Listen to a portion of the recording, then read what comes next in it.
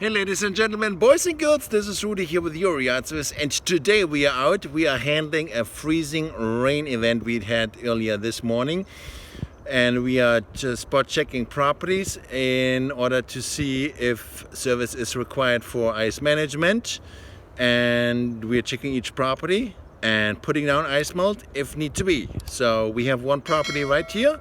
We are going to show how we do it. So here we have a few chunks of ice and a very thin layer of ice all over the sidewalk driveway here.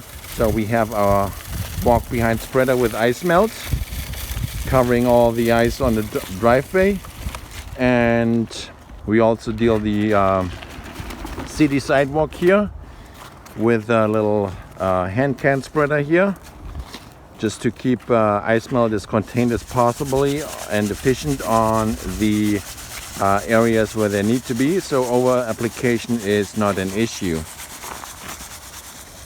So if you have icy sidewalks and you want to have your property safe and ice free, give us a call, 780-218-8134, and we'll be happy to make your property safe again so you can enjoy winter. This is Rudy here with your yard service. Talk to you next time. Happy winter.